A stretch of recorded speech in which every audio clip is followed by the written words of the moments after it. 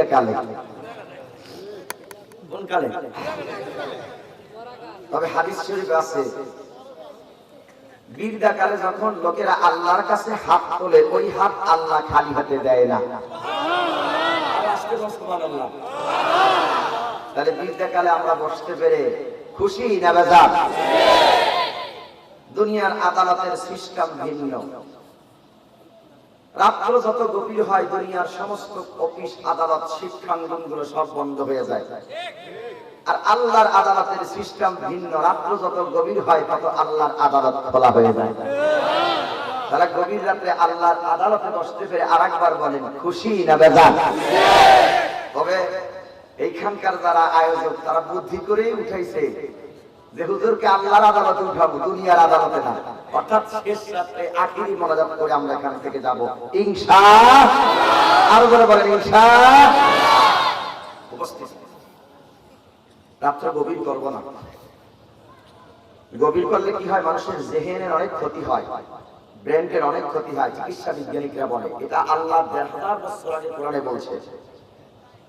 আপনাদের এই সিরাজগঞ্জ বিশেষ করে পাবনার এলাকার লোকজন সারা রাত ওয়াজ মাহফিল শোনার অভ্যস্ত।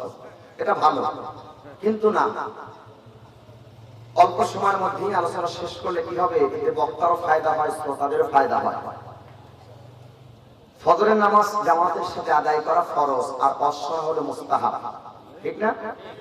এই জন্য আমি আপনাদেরকে কষ্ট দেব না। মধ্যরাত পর্যন্ত যে আপনারা বসে আছেন এই জন্য আপনাদেরকে মোবারকবাদ জানাচ্ছি। তাফসীরের শুরুতে মোবারকবাদ জানাই।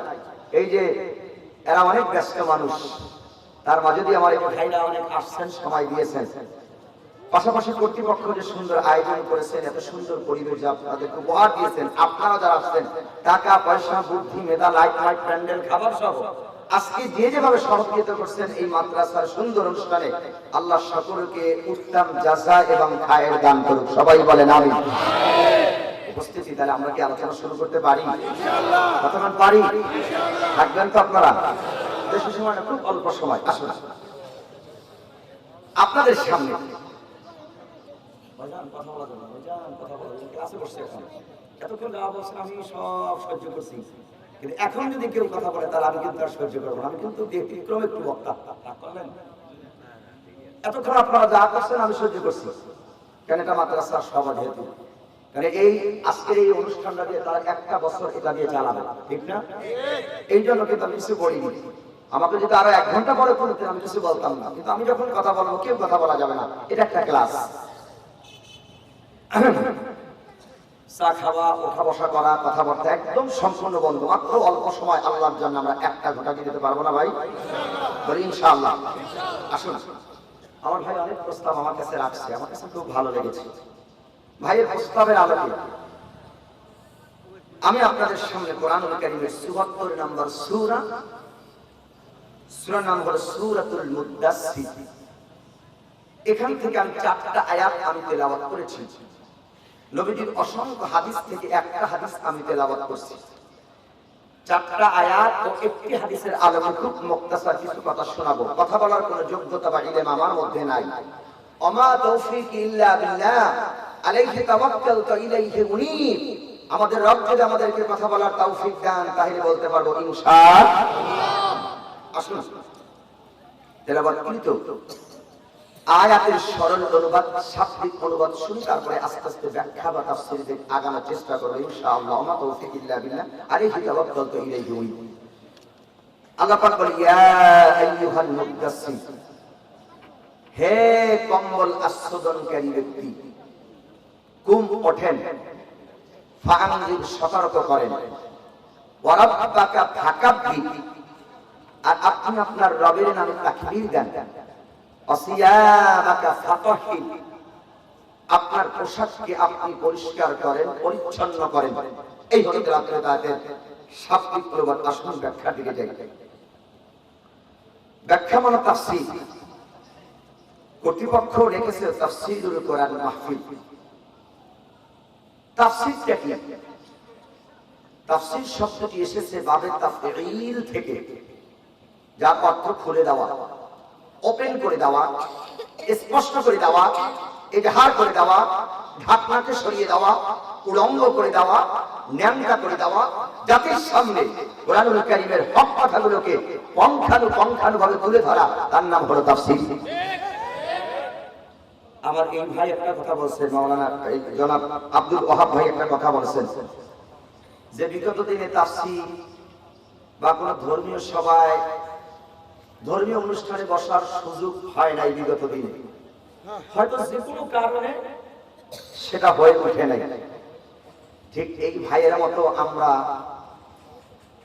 কোরআনের হক কথাগুলো কিছু মঞ্চে বলতে পারি নাই। আমাদের হাত পাও বাঁধা ছিল, কিছু নামদারি কেরামান আর কাফির আমাদের হাত পাও গুলো বেঁধে দিয়েছিল।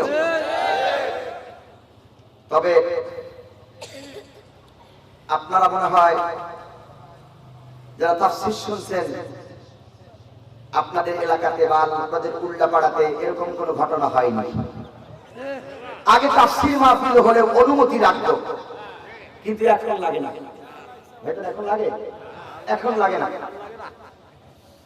প্রশ্ন হলো, কোরআন এমন এক কিতাব, এটা মানুষের সকল সমস্যার সমাধান আল্লাহ দিয়েছে।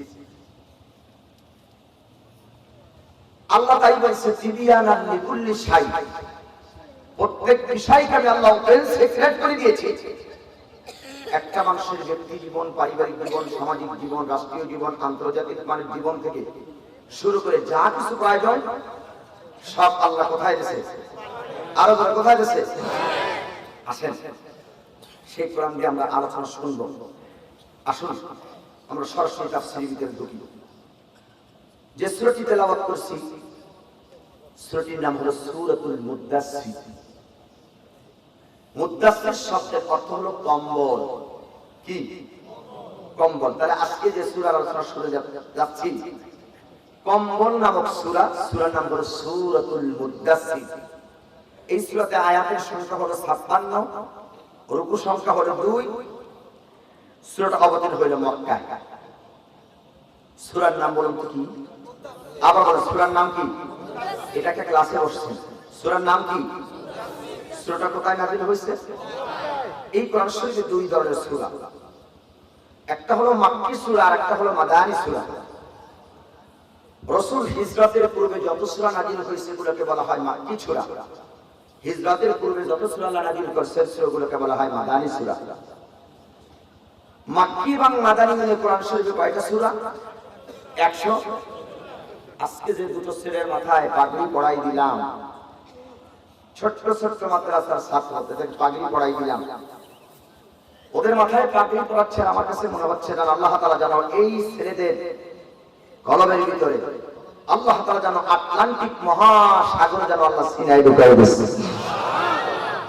এত বড় কোরআন তারা মুখস্থ করতে পেরেছে। কিন্তু পৃথিবীর কোন বই, এমনকি ক্লাস 1 পড়েছি আমরা, ছোট্ট আদার শরীফ বইও কারো মুখস্থ, কিন্তু আল্লাহর কোরআন মুখস্থ আছে না নাই? কম না বেশি?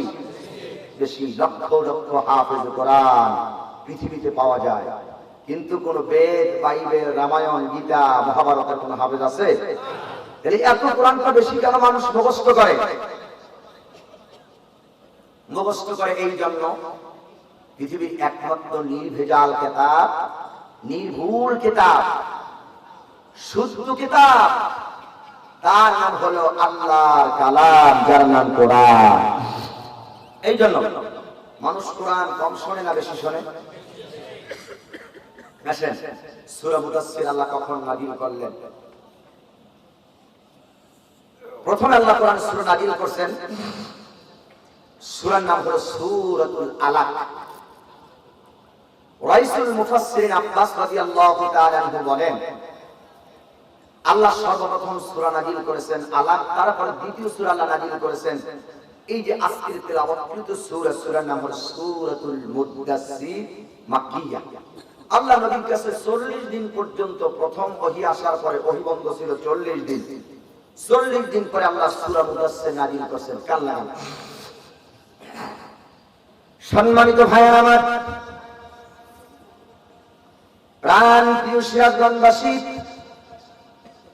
আল্লাহ রাব্বুল আলামিন সূরা মুদাসসির কখন নাযিল করলেন, কি উদ্দেশ্যে আল্লাহ রাব্বুল আলামিন নাযিল করলেন? আল্লাহ রাব্বুল আলামিন আল্লাহর হাবিবের কাছে 40 বছর বয়সে গারে হেরা জাবালে নূর, যেখানে উঠতে আমার মতো মানুষের 2 ঘন্টা সময় লাগলো, সেইখানে আল্লাহ নবী 40 বছর ধ্যানে মগ্ন ছিলেন। ওই জায়গায় উঠলাম, 2টা পাথরের নিচ থেকে যেতে হয়, 2টা পাথর আছে ঠিক এই রকম, এই 2টা পাথরের নিচে আল্লাহ নবী ধ্যানে মগ্ন। সঙ্গে সঙ্গে আল্লাহর নবীর কাছে জিবরাইল এলেন।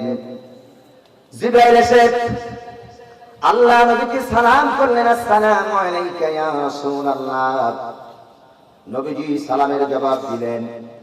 সঙ্গে সঙ্গে জিবরাইল আল্লাহ নবীকে বুকের সাথে জড়িয়ে নিলেন, ছেড়ে দিলেন, আবার জড়িয়ে ধরলেন, ছেড়ে দিলেন, আবার জড়িয়ে ধরলেন, ছেড়ে দিলেন।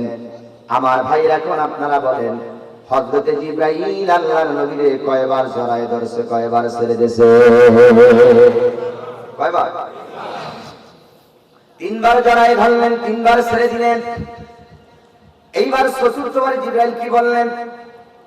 ইকরা, পড়েন, রিড এন্ড রিড, পড়েন। আবার বলেন ইকরা, পড়েন। 2বার হয়ে গেল।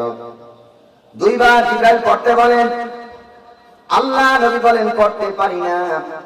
আর সাজিবের মালিক আল্লাহ আয়াত নাযিল করেন, লা তুহাররিকি বিহি লিসানাকা লিতা'জালা বি। হে নবী, আপনার জিহ্বাকে আপনি দ্রুত সঞ্চালন করবেন না, তাড়াহুড়া করবেন না। কোরআন পড়ার জন্য দেখছি আপনি বড় তাড়াহুড়া করছেন, আপনি তাড়াহুড়া করবেন না। সদরে কলবের ভিতরে, সিনার ভিতরে আমি আল্লাহ রাব্বুল আলামিন এই কোরআনটা জমায়া দেব। তাড়াহুড়া করছেন, আপনি চাইলে মুখস্থ করতে পারবেন না। মুখস্থ করার শক্তি আমি আল্লাহ দেব।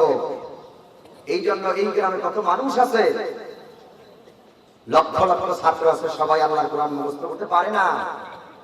কোরআন মুখস্থ করা, কোরআন হেফজ করা, এটা একটা ভাগ্য, তাকদীর থাকতে হয়, ঠিক কি না? তাকদীর কি? এখন যাদের তাকদীরে কোরআন পড়া জুটছে, অথবা তাকদীরে যারা কোরআন পেয়েছে, তারা কত ভাগ্যবান। এখন হাদিস শোনায়, ওই ছেলে 2টা কত বড় ভাগ্যবান, তাদের বাবা মা কত বড় ভাগ্যবান।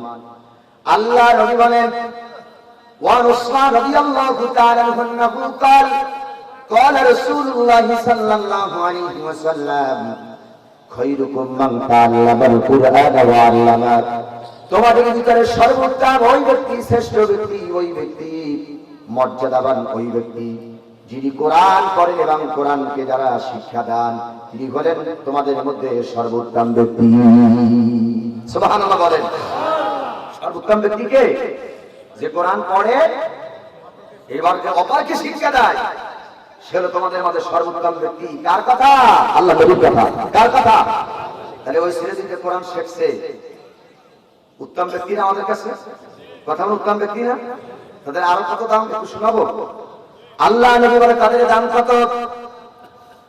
মান কারাল কোরআন ফাস্তাজহারা ফাহাল্লা হালালাহু ওয়া হারামা হারামাহু ওয়া দাখালাহুন নারুল জান্নাত ওয়া শাফাউ ফি আশরাতিন মিন আহলি বাইতিহিম কুল্লুহুম ক্বাদ ওয়াজাবাত লাহুন নার।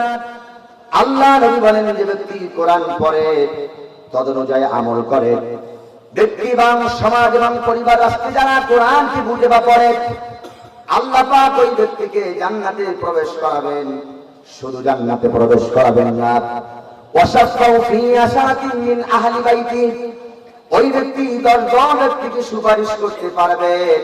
এমন 10 ব্যক্তিকে একজন হাফেজ কোরআন সুপারিশ করবে, কোরআন পড়নেওয়ালা আমলকারী ব্যক্তি।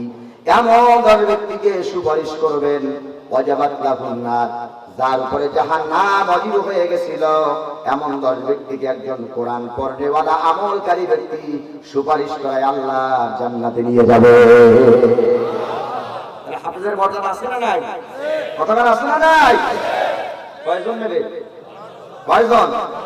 10 জন। আর আমার আপনার ব্যাপারে কি বলছো? দেখছেন কোরআন পড়নেওয়ালা এত মর্যাদা, সেই কোরআনের হাফেজ হয়েছে আলহামদুলিল্লাহ। 10 জনকে সুপারিশ করবে, নিকট আত্মীয়তম থেকে 10 জনকে সুপারিশ করবে একজন কোরআন পড়নেওয়ালা। শুধু তাই না, আরেকটা হাদিস শোনাই। আল্লাহ নবী বলেন ইকরা, অর্থাৎ ওয়ারাতিল কামা কুনতা তুরাতিলু ফিদ দুনিয়া, যে ব্যক্তি কোরআন তেলাওয়াত করবে দুনিয়ায়, আল্লাহ কিয়ামতের দিন বলবে ও হাফেজ কোরআন, কোরআন পড়নেওয়ালা, আজকে কোরআন তেলাওয়াত করব আর উপরে দিয়ে করতে থাকো, তোমার তেলাওয়াত যেখানে গিয়ে শেষ হয়ে যাবে জান্নাতে ওই জায়গাটা তোমার জন্য বরাদ্দ হয়ে যাবে। আল্লাহ কি বলবে? কোরআন পড়ো আর উপরে পড়তে থাকো, আল্লাহর জান্নাতে তোমার যেখানে তেলাওয়াত শেষ হয়ে যাবে সেই জায়গাটা আল্লাহ তোমার জন্য জান্নাতে বরাদ্দ করে দেবে। মনে করে জান্নাত যদি 6666 তালা বিশিষ্ট হয়, যাদের সূরা কাউসার মনে আছে, ইন্না আতাইনাকাল কাউসার ফাসাল্লি লিরাব্বিকা ইন্না শানিয়াকা হুয়াল, 3টা আয়াত পরে বসে পড়ব, ওখানে এটা শেষ। যে ব্যক্তি সূরা ইয়াসিন মুখস্থ, যেখানে তেলাওয়াত শেষ জান্নাতে জায়গা ওখানে বরাদ্দ। আর যে ব্যক্তি হাফেজ কোরআন, তার অবস্থা কোথায় হবে, আল্লাহর জান্নাতে কোথায় বেশি জায়গা পাবে আল্লাহু আলাম, আল্লাহ ভালো জানে। এই জন্য সব সময় বলি বেশি বেশি কোরআন তেলাওয়াত করেন, সূরা ইয়াসিন পড়েন, সূরা মুলুক পড়েন, সূরা ওয়াকিয়া পড়েন, সূরা দুখান পড়েন, সূরা মুজাম্মিল পড়েন, সূরা মুদাসসির পড়েন। যেখানে তেলাওয়াত শেষ জান্নাতে সেই জায়গাটা কি বরাদ্দ করে দেওয়া হবে। কাল লাগান। তাহলে রাসূল কোরআন পড়তে বলছেন জিবরাইল, আর রাসূল পড়তেছে না, বলতেছে আমি পড়তে পারি না। মনে আছে তো আপনাদের? সম্মানিত ভাইরা আমার, এইবার আবার জিবরাইল বলেন ইকরা পড়েন, আল্লাহ নবী বললেন করতে পারি না।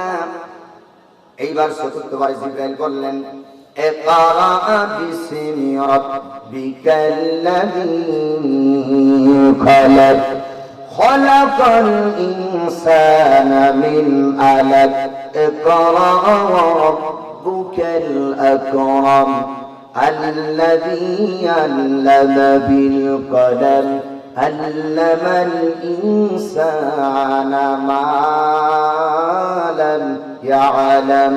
এইবার জিবরাইল আল্লাহ নবীর সামনে 5টি আয়াত চতুর্থবার তেলাওয়াত করলেন, আর নবীজি তার সঙ্গে সঙ্গে পড়ে নিলেন। কিন্তু 3বার জিবরাইল পড়তে বললেন, নবীজি পড়লেন না। 4বার জিবরাইল শেষ করলেন আর নবীজি শুরু করলেন। কিন্তু 3বার জিবরাইল পড়তে বললেন, নবী কেন পড়লেন না? 4বারে মাথায় নবীজি কেন দেরি করলেন না? চতুর্থবার জিবরাইল যখন বলছেন ইকরা বিসমি রাব্বিকাল্লাযী খালাক, পড়ুন আপনার প্রভুর নামে যিনি আপনাকে জমাট বাঁধা রক্ত থেকে সৃষ্টি করেছে, সেই রবের নামে পড়েন। শিক্ষাটা কি এখন আমরা বের করি? তার মানে জিবরাইল 3বার বলছেন ইকরা ইকরা ইকরা, পড়েন পড়েন পড়েন, কিন্তু কি পড়বেন, কার নামে পড়বেন সেটা জিবরাইল বলে নাই। চতুর্থবার জিবরাইল যখন বলছেন পড়েন আপনার প্রভুর নামে যিনি আপনাকে জমাট বাঁধা রক্ত থেকে সৃষ্টি করেছে, তার মানে জিবরাইল আল্লাহর নাম 3বার নেয় নাই, সেই জন্য নবীজি তেলাওয়াত করেন নাই। চতুর্থবার জিবরাইল যখন আল্লাহর নাম নিয়েছেন, নবীজি আর তেলাওয়াত করার জন্য এক মুহূর্ত দেরি করেন নাই। সুবহানাল্লাহ বলেন। জিবরাইল 3বার কার নাম নেয় নাই? আল্লাহর নাম নেন নাই। আর আমরা লক্ষ্য করেন 3বার জিবরাইল আল্লাহর নাম নেয় নাই, সেই জন্য নবীজি পড়ে নাই। 4বারের মাথায় যখন আল্লাহর নাম নিয়েছেন, নবীজি আর দেরি করে নাই। আপনাদের এই গ্রামের নাম হলো ভূতবাড়িয়া, তাই না? হ্যাঁ, গোয়ালজানি। কাউকে যদি জিজ্ঞেস করা ভাই কোথায় যাচ্ছেন, আমি যাচ্ছি উল্লাপাড়া বাজারে। কোথায় যাচ্ছেন? সিরাজগঞ্জ রোডে। ভাই কোথায় যাচ্ছেন? আমি ঢাকায় যাচ্ছি। কিন্তু এর শেষে যে শব্দটা ব্যবহার করা আমাদের উচিত ছিল মুসলিম হিসাবে, সেই শব্দটা আমরা ব্যবহার করি নাই। আমাদের ব্যবহার করা উচিত ছিল গোয়ালজানি থেকে আমি উল্লাপাড়াতে যাব ইনশাআল্লাহ। কথা বলে ইনশাআল্লাহ। আমি গোয়ালজানি থেকে আমি ঢাকাতে যাব ইনশাআল্লাহ। এটা আমাদের মুসলমানদের বলা উচিত ছিল, কিন্তু আমরা বলছি কি? বলতে পারি আমরা যাবো উল্লাপাড়ায়, আমরা যাবো সিরাজগঞ্জ রোডে, আমরা যাবো ঢাকা, এটা বলছি। কিন্তু আমি মুসলিম হিসাবে আমার কথা বলা উচিত ছিল আমি এই গোয়ালজারি থেকে যাব, আমি শাহাদাত করে ইনশাআল্লাহ। তার মানে কি আল্লাহ যদি চায়, আল্লাহ যদি না চায় এখান থেকে কি উঠতে পারবো? আর আল্লাহ যদি না চায় এখানেও বসতে পারবে? তাহলে দলিল দেই। সম্মানিত ভাইয়েরা আমার, আমি মুসলিম, আর আমার প্রত্যেকটা কাজ হবে শুধু আল্লাহর জন্য। একজন পয়গম্বর, যার নাম হযরত ইসমাঈল আলাইহি ওয়াসসালাতু ওয়াসসালাম। হযরত ইসমাঈল আলাইহি ওয়াসসালাতু ওয়াসসালাম তিনি যখন বড় হয়ে গেলেন, হযরত ইব্রাহিম আলাইহি ওয়াসসালাতু ওয়াসসালামের সন্তান হযরত ইসমাঈল আলাইহি ওয়াসসালাতু ওয়াসসালাম যখন বড় হয়ে গেলেন, আল্লাহ রাব্বুল আলামিন হযরত ইব্রাহিম আলাইহি ওয়াসসালাতু ওয়াসসালামকে স্বপ্নে দেখালেন, ও ইব্রাহিম, তুমি তোমার প্রিয় বস্তুকে আল্লাহর রাস্তায় কুরবানি করে দাও। হযরত ইব্রাহিম আলাইহিস সালাম চিন্তা করলেন, আমার প্রিয় বস্তু কি? আমার প্রিয় বস্তু, প্রিয় জিনিস হলে আমার সন্তান হযরত ইসমাঈল আলাইহিস সালাতু ওয়াস সালাম। সন্তান সবচেয়ে বাবা মার কাছে আপন, সবচেয়ে সন্তানের জন্য যিনি পাগল করা হন তার নাম হলো পিতার মাতা। ঠিক কি না? পিতা মাতা সন্তানকে বেশি ভালোবাসে।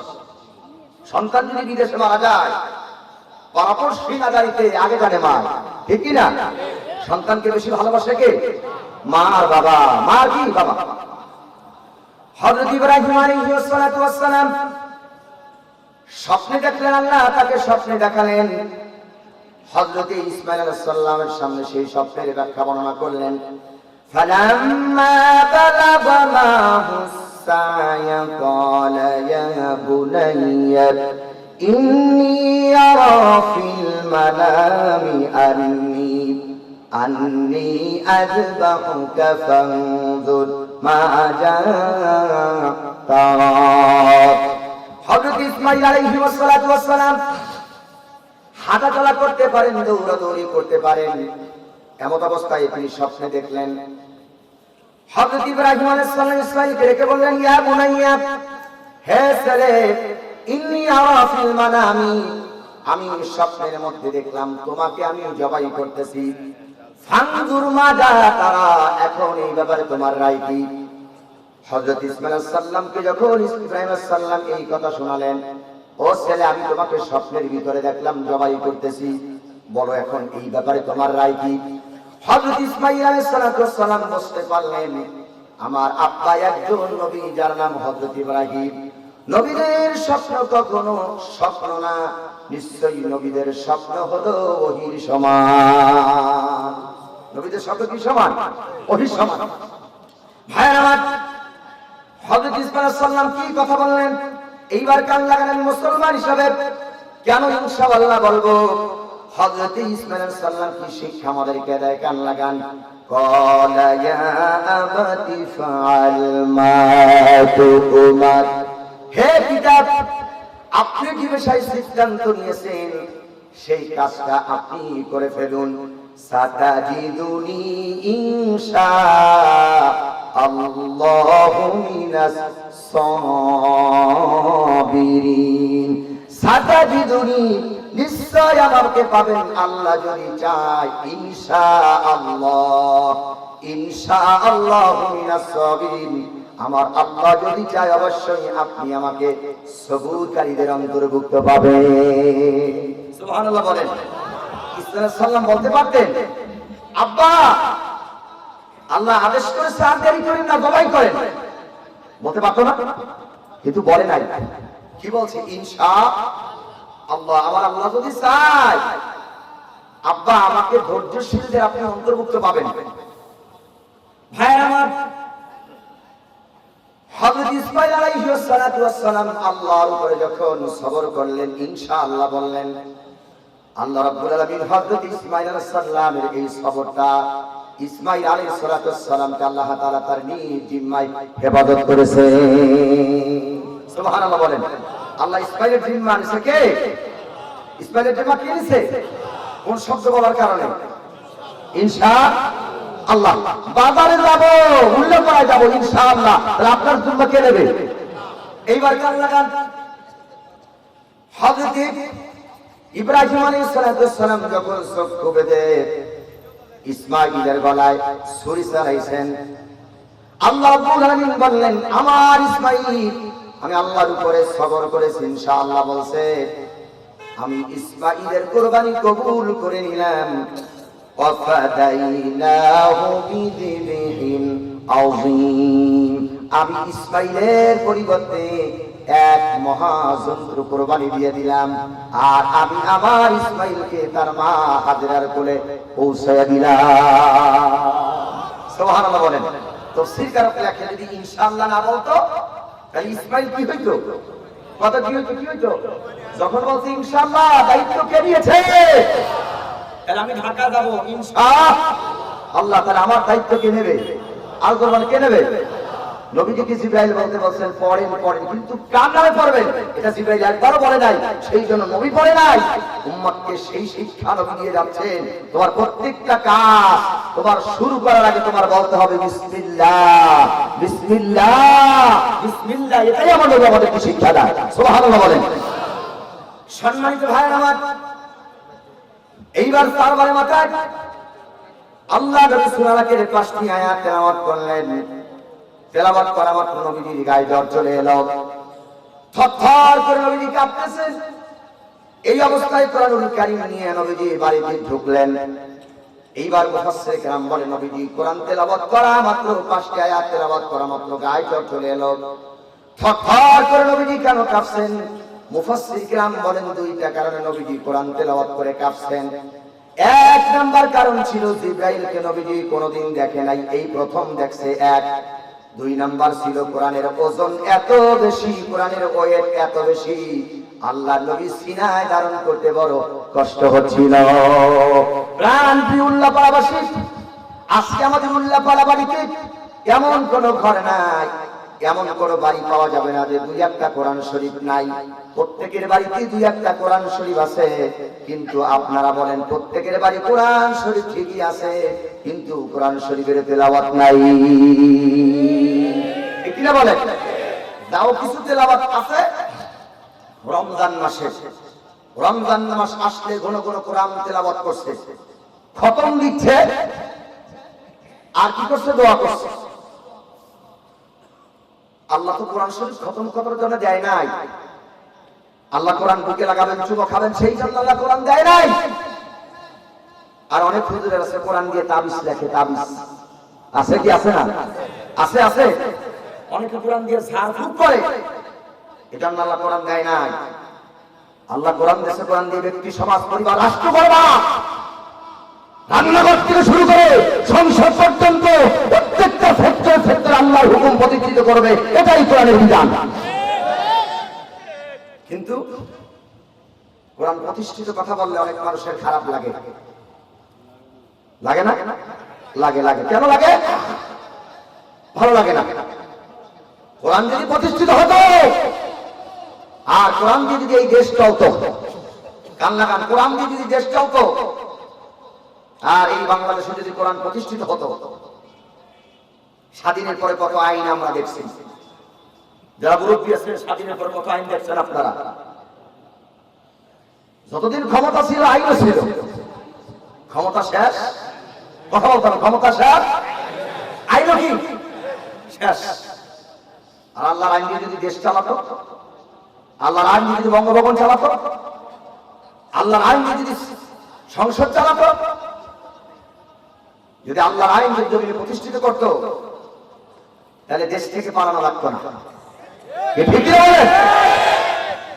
আল্লাহর আইন না থাকার কারণেই এই অবস্থা হয়েছে।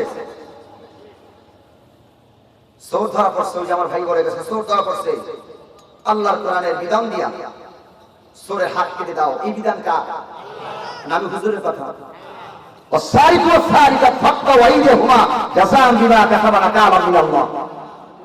চোর যদি পুরুষ হয়, চোর যদি নারী হয়, চোরকে ধরো, চোরের কোন হাত কাটো? ডান হাত। তাহলে আল্লাহর কোরআন দিয়ে যদি একটা চোরের ডান হাত কাটা যেত, আল্লাহর বিধান দিয়ে যদি একটা চোরের ডান হাত কাটা যেত, একটা ডান হাত কাটলে, একটা চোরের ডান হাত কাটলে বাকি চোরগুলো সব সোজা হয়ে যেত। ঠিক না? তাহলে দেশের টাকার বিদেশে পাচার হতো না, ব্যাংকগুলি খালি হতো না, লুটপাট হতো না, শান্তিতে আল্লাহর আকাশ আর জমিন ফেটে আল্লাহর জমিন আল্লাহর রহমত নাযিল হয়ে যেত। কিন্তু আমরা পারি না, কোরআন দিয়ে আমরা তাবিজ দেখছি। আল্লাহ নবী ঘুমতে করলেন, ঘুম থেকে উঠে রাসূল মানুষদেরকে সতর্ক করার জন্য গিয়ে গেলেন। সুবহানাল্লাহ বলেন। এইবার একটা শিক্ষা আমি আপনাদেরকে দেই। রাসূল ঘুমায় আছে কি বলে দিয়া, কথাটা কি বলে দিয়া? এই যে শীতের সময় আপনারা গায়ে দেন কি, কথাটা কি দেন? এখন নাই কম্বলের যুগ, এক সময় তো ছিল কাঁথা, কাঁথা ছিল, তারপর আসলো লেয়ার, আর ডিজিটাল যুগ এখন আসছে কি কম্বল আসছে। তাহলে রাসূল কম্বলটা পুরো দিয়ে শুয়ে আছেন। এই কম্বলটা কার জানেন? এই কম্বল হচ্ছে আম্মাজান খাদিজাতুল কুবরা রাদিয়াল্লাহু তাআলা আনহার দেওয়া রাসূলের উপহার। রাসূলকে যখন খাদিজা বিবাহ করেছিলেন, আরবের দেশে ছেলেরা মেয়ের পক্ষকে দিয়া নিয়ে আসে মেয়ে, আর আমাদের বাংলাদেশে মেয়ে পক্ষ ছেলে পক্ষ দেয়, ঠিক না? আচ্ছা, মেয়ে পক্ষ যে ছেলেরে দিল, ছেলের বাবাই যেটা দাবি করে নিয়ে আসলো, ওটাকে আপনাদের এই উল্লাপাড়ার ভাষায় কি বলে? হ্যাঁ, আপনাদের এলাকাতে যৌতুক আছে? যৌতুক খাওয়া হালাল না হারাম? হালাল না হারাম? হারাম। এটা ভালো বুঝেন, এটা ভালো বুঝেন, যৌতুক খাওয়া হারাম, এটা ভালো বুঝেন। আর আল্লাহ রাসূল সাল্লাল্লাহু আলাইহি সাল্লামকে আম্মাজান খাদিজা বিবাহের সময় যেটা দিলেন কনের পক্ষে থেকে, রাসূল কি দিয়েছিলেন? এক মস্ক পানি খাওয়ার জন্য একটা মস্ক, একটা চেরাগ, আর দিয়েছেন রাসূল সাল্লাল্লাহু আলাইহি সাল্লামকে একটা কম্বল। সেটা যৌতুক না, সেটা ছিল রাসূলের জন্য উপহার। সুবহানাল্লাহ বলেন। কনের পক্ষে যদি ছেলেকে ঘর বাড়ি সব সাজাইয়া দেয়, ছেলের পক্ষ যদি দাবি না করে, এটা যৌতুক না, এটা হবে উপহার। এটা কি হবে?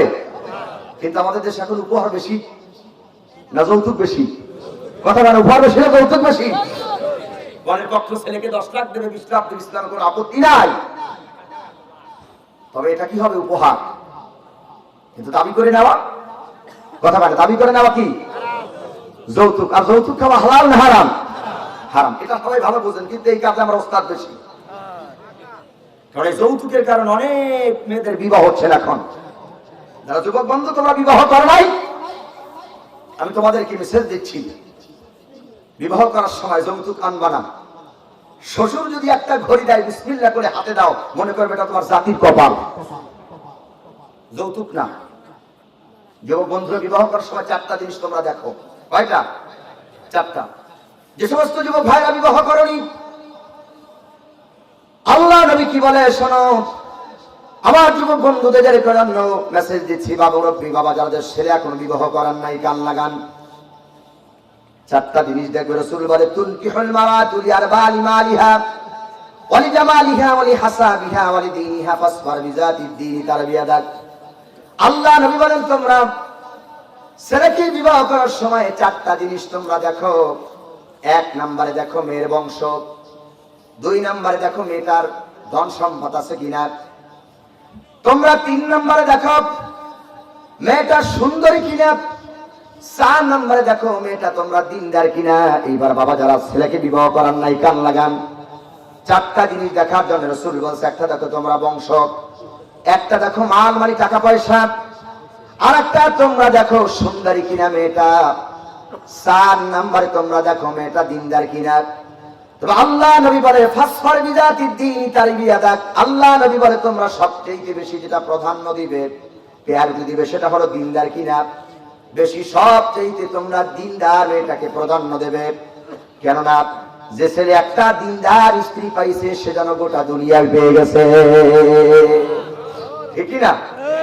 এখন আমাদের ঘরে দিনদার স্ত্রী নাই, এখন ম্যাক্সিমাম ঘর টিকটকার বউ। কথা বলে, কথা বলে, কি বউ? কি বউ? টিকটকার বউ। আগের সময় যখন দাদা আর নানা যখন মেয়ে দেখতে গেছে, মেয়েরা জিজ্ঞেস করছে, স্যার কালেমা পড়ো কিনা বলো, ওযুর ফরজ পারো কিনা বলো, নামাজের আহকার হাকাম বলো কিনা পারো, আয়াতুল কুরসি পড়তে পারো কিনা, এগুলো বলো। এগুলো দেখছেন আগে, এগুলো দেখছে। আর এখন কি দেখে? মেয়েটা সুন্দরী কিনা, মেয়েটা কি সুন্দরী কিনা, দিনদার কিনা, এগুলো বিশ্রায় না। যুবক বন্ধুরা, বিবাহের সময় দেখবা যে সবচেয়ে মেয়েরা দিনদার কিনা। আল্লাহ রাসূল বলে যে ছেলে একটা দিনদার স্ত্রী পাইছে সে যেন গোটা দুনিয়া পাইছে। সুবহানাল্লাহ বলেন। তাহলে আমরা কি বিবাহ করব? দিনদার স্ত্রী। কি বিবাহ? দিনদার স্ত্রী। আর সমস্ত মেয়ের গার্জেন এখানে বসছেন, আমি অনুরোধ করব আপনার মেয়েকে যখন বিবাহ দিবেন, ওই টিকটকার ছেলে চুলগুলো খাড়া খাড়া পাঙ্কু করে, মোটরসাইকেলে ঘরে আছে না, এগুলো না। নামাজি দিনদার পরেজগার একটা ছেলেকে কাছে একটা মেয়ে বিবাহ দেবেন। টাকা পয়সা না থাক, ছেলেটার ভিতরে যদি দিন থাকে, একটা মেয়ে দুনিয়ার সুন্দর একটা জান্নাতের ঘর পেয়ে গেল। আর মেয়ের বাবা দেখে ছেলে এখন কি কম করে, আগে দেখে চাকরি আছে কিনা, বাকরি আছে কিনা, এগুলো দেখে। ছেলের পক্ষে বা মেয়ের পক্ষে কোনটা দেখবে? দিনদার। কোনটা? দিন দেখবে। যদি দিনদার ঘরের ভিতরে থাকে, আল্লাহ তাআলা বরফির আব্দুল কাদের জিলানীর মতন সন্তান দেবে।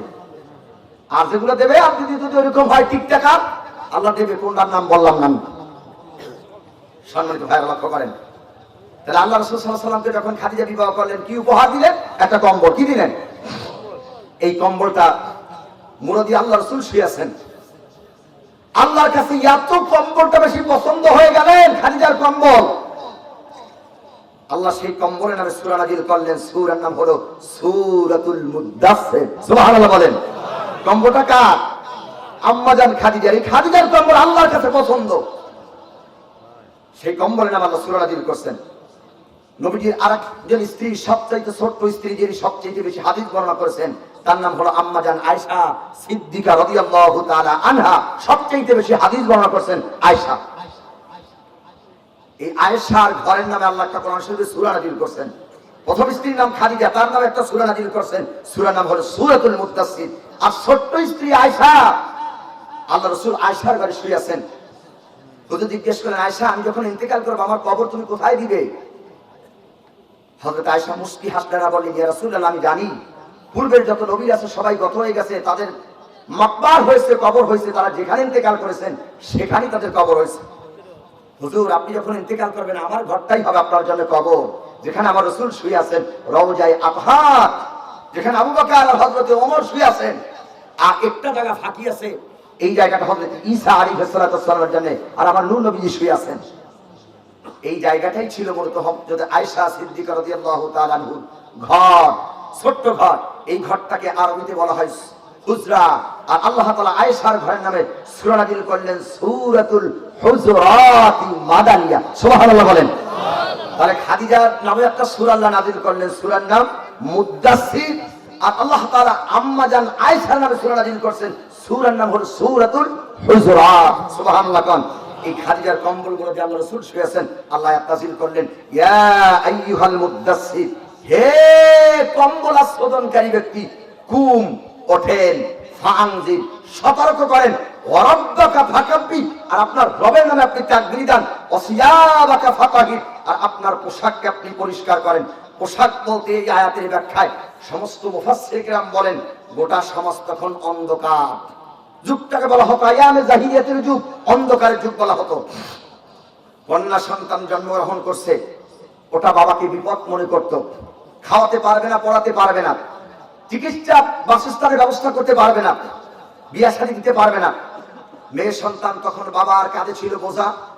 মায়ের কাছ থেকে কন্যা সন্তানটাকে ফাঁকি দিয়ে নিয়ে উত্তপ্ত বাবার প্রচন্ড রোদের তাবে নিজ পিতা গর্ত খনন করে মেয়ের হাত পাও বেঁধে গর্তের ভিতরে ফেলে দিয়ে চতুর্দিক থেকে পাথর আর বালু টেনে টেনে মুহূর্তের ভিতরে ফুলের পাপড়ির মতো কন্যা সন্তানদেরকে মাটির নিচে গেড়ে দিত।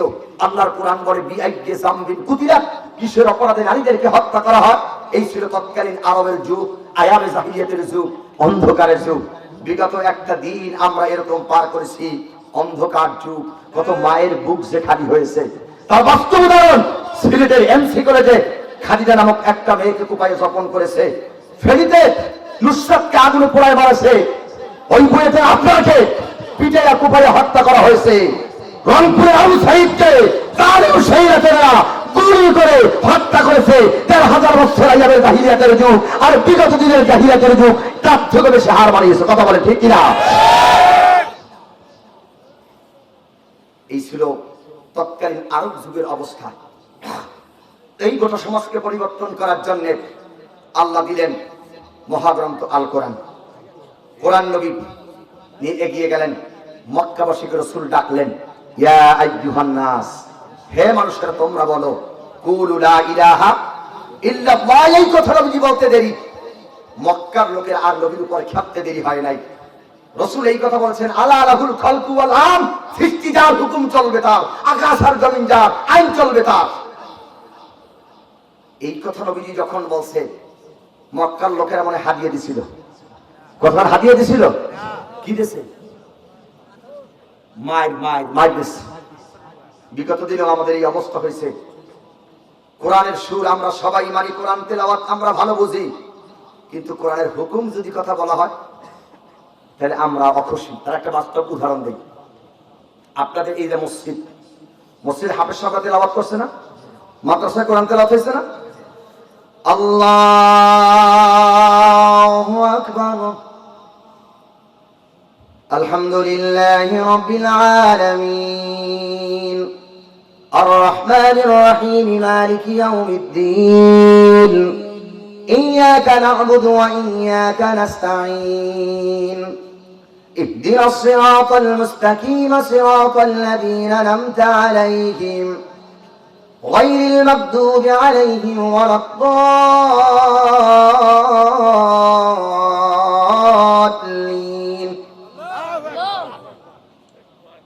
والسارق والسارقات فاقطعوا أيديهما جزاء بما كسبا نكالا من الله، حل الله البيع حرم الربا، وقرن في بيوتكن ولا تبرجن تبرج الجاهلية الأولى। এই তেলাওয়াত যখন মসজিদে হাফেজ সাহেব করছে, মসজিদের লোকজন বলছে, মাশাআল্লাহ, হাফেজ সাহেবের তেলাওয়াত বড় দারুণ। হাফেজ সাহেবের বেতন আছে 20,000, তেলাওয়াত যেহেতু শুনছি হাফেজ সাহেবের বেতন এবছর বাড়াই দেওয়া দরকার আরো 10,000। তার মানে বেতন আছে 10,000, বাড়িয়ে দিলাম 10,000। কত হয়েছে? কথা বল, কত হয়েছে? 20,000। কিন্তু একজন হাফেজ সাহেবের পিছনে যে হাজার হাজার মুসল্লি নামাজ পড়ছে, কিন্তু হাফেজ সাহেব যে তেলাওয়াতে কি কথাটা বলছে, এইটা কয়জন মুসল্লি বলছে, এইটা হলো বড় কথা। কাবা শরীফে যখন তেলাওয়াত হয়, দুই হেরেমে যখন আল্লাহর কোরআন তেলাওয়াত হয়, কান্নার রুল পড়ে যায়, কানতে কানতে মানুষ বেহুশ হয়ে যায়।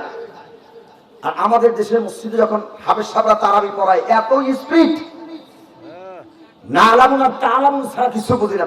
তারাবি মানে তাড়াতাড়ি। তারাবি মানে কি? কথা বলে, তারাবি মানে কি? তাড়াতাড়ি, খুব স্পিডে পড়ায়। কিন্তু হাফেজ সাহেব তেলাওয়াতে কি বলছে, এটা কিন্তু কেউ মুসল্লিরা বোঝে না। এইবার যারা আলেম আছেন, কারা কারা একটু হাত লাগান, পিছনে আলেম আছেন, দেখছেন আছেন। হাফেজ সাহেব বলছে গায়রিল মাগদুবি আলাইহিম ওয়ালাদ-দাল্লিন, আমিন।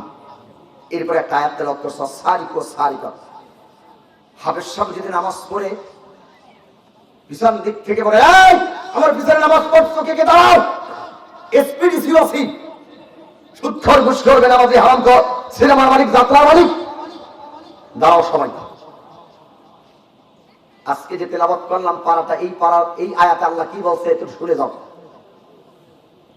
হাফেজ সাহেব তেলাওয়াত করছে, সারিকু সারিকাত ফাক্তাউ আইদিয়াহুমা জাযাআম বিমা কাসাবা নাকালাম মিনাল্লাহ। আলেম ভাইরা বলবেন না, যারা সামনে আছেন, হাফেজ সাহেব দোয়া করছে, হে আল্লাহ, আমার পিছনে আছে সুৎখোর ঘুষখোর বেনামাজি, সিনেমার মালিক, যাত্রার মালিক। আয় আল্লাহ, আমার পিছনে জনগণের মাল খেয়েছে, কত ধরনের লোক আছে অন্যায়ভাবে শাস্তি দিয়েছে, হক নষ্ট করছে, ভাইয়ের হক নষ্ট করছে, বোনের হক নষ্ট করছে, ছেলের হক নষ্ট করছে, জনগণের হক নষ্ট করে এরা আমার পিছনে আজকে খতম তারাবি করছে। আল্লাহ, সবাই হায়াতে তুমি বরকত দাও। আসলে কি হাফেজ সাহেব এটা বলছে? গতকাল কি বলছে? মহিলা চোর হোক, পুরুষ চোর হোক, কোন হাত কাটো। আল্লাহ বলছে, হাল্লাল্লাহুল বাইয়া হারামাহুর রিবা, আল্লাহ কয় ব্যবসাকে আমি হালাল করেছি আর সুদকে আমি হাল্লা হারা করেছি। ওয়াকারনা ফি বুয়ুতিকুন্না লা তাবাররাসনা তাবাররুজাল জাহিলিয়াতিল উলা, হে নারীরা, তোমরা জাহিলিয়াতের যুগের মতো চলাফেরা করো না, নারী তোমরা পর্দা করে চলো। এখন যদি পর্দার কথা বলি, তাহলে এক শ্রেণী নারীরা বলে আমাদের তো জঙ্গিবাদ, ঠিক না বলেন? এখন চোরের ডান হাত কেটে দাও, এই কথা যদি বলি, এক শ্রেণী মানুষের কবে হুজুরেরা জঙ্গি, ঠিক না? ওই হাফেজ সাহেব তেলাওয়াত করলে মজা লাগে, কিন্তু কোরআনের হুকুমের কথা কইলে এসপিডিসি ওসি বক্তা মানুষ চাই হুক মুসল্লি, তখন আর ভালো কতক্ষণ ভালো। তাহলে কোরআনের সুর আবু জাহেলের কাছে ভালো লাগছিল, উতবা সাহেবা আবু লাহেব পালায়ে পালায়ে কোরআন শরীফ শুনছিল মক্কায়, কিন্তু আল্লাহ রাসূল যখন বলছে আলা লাহুল খালকু ওয়াল আমর, সৃষ্টি যার হুকুম চলবে তার, আকাশ আর জমিন যার আইন চলবে তার, এই কথা বলতে দেরি আবু জাহেল উতবা সাহেবা আবু লাহাব খেপতে দেরি হয় নাই। তাহলে আমার দেশে কোরআনের সুর ভালো লাগে, কিন্তু কোরআনের আইন আমাদের কাছে ভালো লাগে না। কথা মনে একটু খারাপ লাগতেছে আপনাদের? খারাপ লাগতেছে? সত্য কথা তিতা, আল হাক্কু মুররুন। ও ভাই, আল হাক্কু মুররুন, সত্য কথা তিতা। সত্য কথা কি তিতা। আর আমাদের হুজুরদের দোষ এমনিতেই বেশি। আমরা যদি জোরে হাঁটি কয় কোথায় জানো দাওয়াত পাইছে, আর আস্তে হাঁটলে কয় জম্মের খাবার খেয়েছে, ঠিক না? আর না খাইতে পারলে কয় মরার হুজুর মসজিদে রাখছি, খেতেও পারে না। আর খাইয়ে যদি হুজুরের পেটটা একটু বড় হয় কয় পরের বাড়ি খেয়ে পেট বানাইছে, কথা বলে না? তাহলে আমাদের হাঁটলেও জোর, বসলেও জোর, কাঁদলেও দোষ। অনেকে আমাদের হুজুরকে দেখলে কয় ওই যে হুজুর যাইতেছে দেশটারে খেয়ে শেষ করে দিতেছে। আচ্ছা বলেন আমরা কি খাইছি ভাই? দেশটা নাকি আমরা খেয়ে শেষ করে দিছি? কি খাইছি? বরং খাইছি একটু মুরগির রান, আর একটু ডিম, একটু ডাল, জোরে কিছু খাইতে একটু পায়েস খাইছি, ঠিক না? এই এতটুকু হুজুররা না খাইছি, আর তোমরা যে খাইতে খাইতে একটা দেশটা শেষ করে দিয়েছে। দেশের টাকা বিদেশে বাঁচার করছো, বাড়ি করেছো, কোন আলেম কোন হুজুর দেশ থেকে টাকা বাঁচার করে বাড়ি করছে দেখাও। আমরাই আলেবাড়ি দেশটাকে বাঁচাইছি, ঠিক কিনা বলেন? এটা বলি আল্লাহর বাংলাদেশ, এটা শাহজালালের বাংলাদেশ, খানজাহানের বাংলাদেশ, এটা শাহ মাকদুমের বাংলাদেশ, শাহ মিদুমের বাংলাদেশ, মাদ্রাসার বাংলাদেশ, টুপিওয়ালার বাংলাদেশ, দাড়িওয়ালার বাংলাদেশ, তথাকথিত মুসলিম মুমিনের বাংলাদেশ, ঠিক কিনা বলেন? রাসূল গিয়ে বলছেন লা ইলাহা ইল্লাল্লাহ, লা ইলাহা। এই কথা যখন রাসূল বলছে, রাসূলের প্রতি আর খেপতে দেরি হয় নাই। তার মানে রাসূল বলছে আকাশ আর জমিন যার, আইন চলবে তার। ওরা চিন্তা করলো আমাদের সমাজে এত বড় বড় নেতা আবু জাহেল, উতবা সাহেবা, আবু লাহাব এত বড় নেতা, এই নেতার কথায় দেশ চলবে না, মুহাম্মাদের আল্লাহর কথায় দেশ চলবে, এটা মানা যায় না। এই হলো শত্রুতার শুরু। এই হলো কি শত্রুতা? শত্রুতা শুরু। রাসূল বলছেন দেশ চলবে আল্লাহর আইন দিয়া, আকাশ আর জমিন যার আইন চলবে তার। আর ওরা কয় এই সমাজে এত বড় বড় নেতা, এদের কথাই দেশ চলবে না, মুহাম্মাদের আল্লাহর কথাই দেশ চলবে, মানা যায় না। তাহলে আজকেও যদি আমরা বলি কোরআন দিয়ে দেশ চলবে, তাহলে এক শ্রেণীর মানুষরা আমাদেরকে শত্রু পাবে। কথা বলেন, কথা বলেন।